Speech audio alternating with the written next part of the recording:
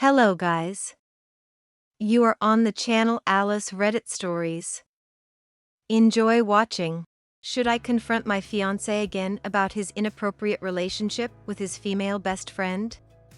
I, 35F, have been with my fiancé, 33M, for almost 3 years, engaged for about 5 months now. I knew when we got together he had 2 best friends, a girl and her brother, we'll call them Natalie, 33F, and David, 30M. I have no problem with friends of the opposite sex, as 2 of my best friends were guys, and I do believe men and women can be platonic friends. I also have no problem with friends saying they love each other. That said, when we first got together, my fiancé insisted on keeping me apart from Natalie and David. He thought it'd be a fun little inside joke for himself since they had been getting on his nerves. The 3 of them had been hanging out every weekend, and for months upon months he would text me complaining about how whiny and immature they were, and how he couldn't wait to hang out with me instead so he could see them less. Custody agreement with my ex states that I can't have male overnight guests, so for a long time I didn't even see my fiancé on the weekends when I had my son. This has since changed to him basically living with me and only going home 2 or 3 nights a week when my son is here. Every so often through the complaining, though, there would be a little weirdness. Once he sent me a picture from their weekend adventures, and her feet were on his lap. They were sitting in the back seat together because David was driving, and my fiancé said she just wouldn't get her feet off me. A little strange, but okay. Then there was the time she wanted my fiancé to come over to her house, but he didn't go because she only wants me to come give her a neck rub for her migraine. He blew her off, so I was happy about that, but also, why was she asking my man to drive 30 minutes to give her a neck rub? Anyway, off and on over the next year, there were little episodes like this that he always chalked up to that's just how we are with each other. I finally met them almost a year into our relationship. He still hung out with them almost every weekend, still complained a lot. Natalie even forgot his birthday that year. He gave her crap about it and she took him out to make up for it. I never felt like I should be too worried, though. Until the texts started getting needier. She was thinking about cutting bangs and needed him to tell her she'd still be pretty. First off, WTF. Second, she already had bangs. Then she said she needed to spend an evening with him. I told him these were making me pretty uncomfortable and I didn't appreciate the way she was using him to boost her ego, but he said that's just how she is. So I tried to let it go, even though he'd get mad anytime he saw a message pop up on my phone from one of my friends, regardless of who it was. As a matter of fact, the friend of mine he is the most uncomfortable with is a trans woman who I had sex with in high school, pre-transition. That relationship didn't work out and we remained close friends, but the only pictures we send to each other are fully clothed, mostly of our hairstyles or outfits. I have shown my fiancé a lot of these pictures. She was actually going to come visit one time about a year into my relationship with my fiancé. She was going to come stay with me and wanted to meet him, but I thought her spending the night at my house if he wasn't there might upset him considering our history. So I told her I didn't think it was a good idea and she understood. Because that's what mature adults do for their friends. They respect boundaries.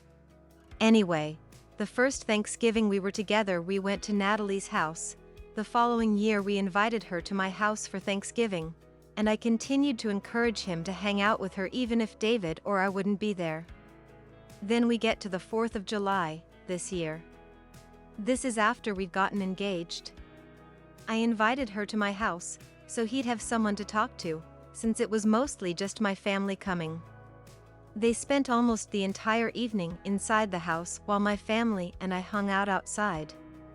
I still wasn't too worried because his daughter was also inside. When we lit fireworks, Natalie pulled up a chair right beside him, so I had to sit somewhere else because there was no room. They were talking and sitting so close and I felt like an outsider. But I figured it had been a while since they'd seen each other. When she was leaving, she leaned over top of him to hug him and was just about laying on his lap, and he whispered something in her ear. He was pretty drunk, so I figured he didn't really realize that I could see them. I was pissed, but I didn't want to cause a scene in front of everyone, so I didn't talk to him about it. About a month later, in August, I kept getting the nagging feeling that something wasn't right. He was acting weird and evasive, and I couldn't stop thinking about the way they acted on the 4th of July. He'd been deliberately not opening texts from her when he was sitting next to me, but he'd open them from anyone else. The only conversation he'd told me about was when he didn't text her happy birthday first thing in the morning on her birthday, and she got annoyed and decided she wasn't having a good birthday because he'd forgotten. I guess she'd conveniently forgotten about forgetting his birthday the year before. So anyway, I got curious and looked at his watch while he was sleeping. She'd sent him a selfie, and he told her, "You've always been so beautiful to me." He'd also been having a bad day one day and really needed a selfie from her to make him feel better. She sent him one, and his response was so sexy. Thank you. He'd also asked for a selfie from her when she got home from a date, to make sure she was safe, and she sent him a picture of herself lying in bed. She had a shirt on and a blanket covering everything, but his response to that was that blanket is not it. Covering up some good parts. That same night, he sent her a picture of himself when he got back home from visiting me. He was shirtless, in bed, with the blanket barely covering his lap. He sent me the same picture that night, to let me know he got home safe. He also had mentioned the fact that she'd left her Yeti cup at my house on the 4th, and said he wanted to bring it to her and hang out for a bit one day on his way to come see me. He told her that he was thinking about that coming weekend, and that his teenage daughter might not be with him, so I might be alone, but if she gets back sooner then I won't be alone. This got my heart pumping so fast. Why would he even mention the fact that he might be able to come see her alone, when Natalie supposedly loved his daughter? I was already angry and shaking, but when I scrolled back and saw that he'd mentioned getting bra pics from her, I lost it. I immediately went into the living room, woke him up and shouted at him to get out of my house. I told him what I'd seen and that he couldn't deny anymore that there was something going on between them. We argued for a long time. It got pretty loud. I accused him of having an emotional affair. He repeatedly denied it and kept saying that was just how they always acted with each other. I demanded her phone number, which he gave me, but I waited several hours to calm down before I texted her this: "Hi Natalie, this is me, his fiancé. Please don't ever send him any more pictures. Don't kid yourself that you're anything special to him, because you're not the first girl he's asked for shirtless pictures from. But you will be the last. Thanks." He also sent her a text, 12 hours after I sent mine, but before he knew I had sent her one. It said, "Hey Natalie. I have been doing some thinking here recently about our friendship. I think we both know that our friendship is at least slightly inappropriate, if not very inappropriate at times. Being in a relationship like I have for the past few years should have caused me to change things, but it hasn't, and that's not right or fair to anyone. I think I am at the stage in my life where I need to back away from our relationship, to keep from being inappropriate, and so I can focus my attention more on the one I am in now. I'm sorry for just texting it to you, but I needed to say it now, and I hope that you can understand where I am coming from and why I have made this decision." So he never got a response to that message. It was actually radio silence from both Natalie and David for over a month, and I felt really bad about causing a rift.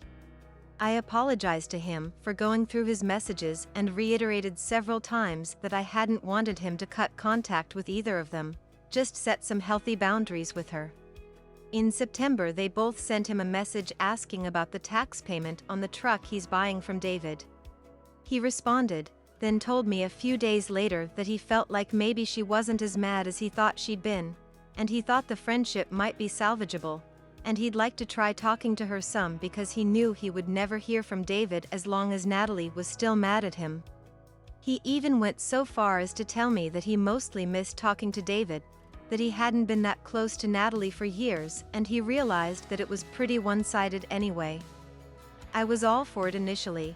I encouraged him to continue to reach out to both of them, until he warned me that while he would stop being inappropriate with her, he couldn't control what she might say, and he wasn't even sure anymore what would make me mad. Apparently, it was incredibly confusing why I was weirded out by her constantly seeking validation from my man. So that pissed me off again, and he said never mind, he'd drop it with her.